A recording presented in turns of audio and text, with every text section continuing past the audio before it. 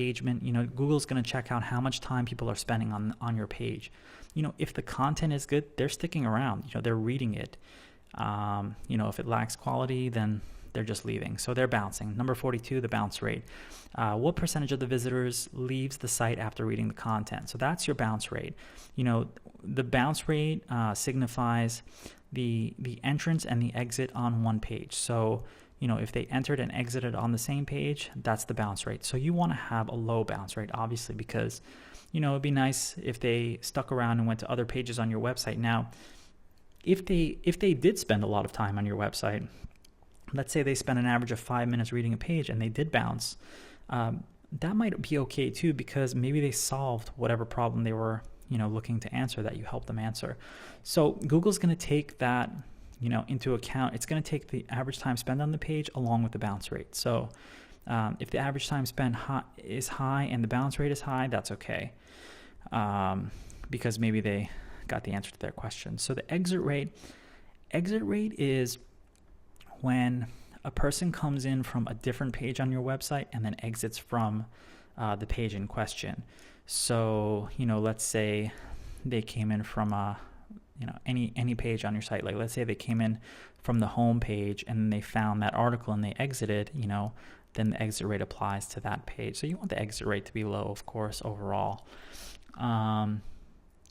Freshness, freshness is about, how recent is the content or updated content. Now, freshness kind of applies only to certain categories. Freshness doesn't apply to everything, okay? It's good to have brand new content when we're talking about, current events, global news, political stuff that, might be time sensitive, so on and so forth, such as elections. But might not be as important for other things that are not time sensitive. So freshness is another factor. Number 45, magnitude of content updates. Have there been large updates to the page or just minor ones? Larger updates could send a higher relevancy signal because, Google sees that you're on top of things, you're updating people as things are changing. Then what's the historical updates to the page? Google looks at the historical updates, how many times did you update that page and how much did it change each time it was updated? Yes, Google does keep track of all these things. So keep that in mind. Content thinness is bad. Low word count, like I said, stay away from content that's 1,000 words. Never write something that's 500 words. I mean, it's almost a waste of your time.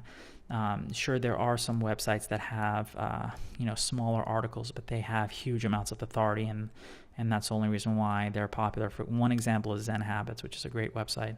A lot of his earlier posts are kind of thin, but that's his minimalist approach. It worked for him, but in general, just stay away from low word counts.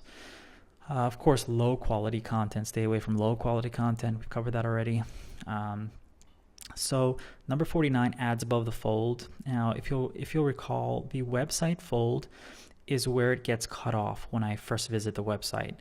On average, screen resolutions are different, obviously.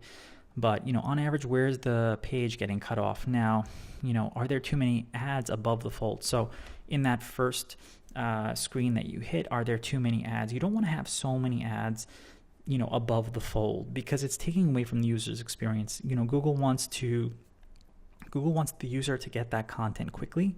So, make the header thin and small, and make the article prevalent. Don't bombard them with too many ads above the fold, especially in that header area. It's okay to have an ad or so there, but make sure it's thin and doesn't detract from the content. And then, of course, ads below the fold, that's okay as well. But too many ads is not good. It's decreasing the user's experience. It's slowing down the server because it has to, send those requests to serve the ads each time the page loads. So stay away from too many ads below the fold as well. So that's our content quality.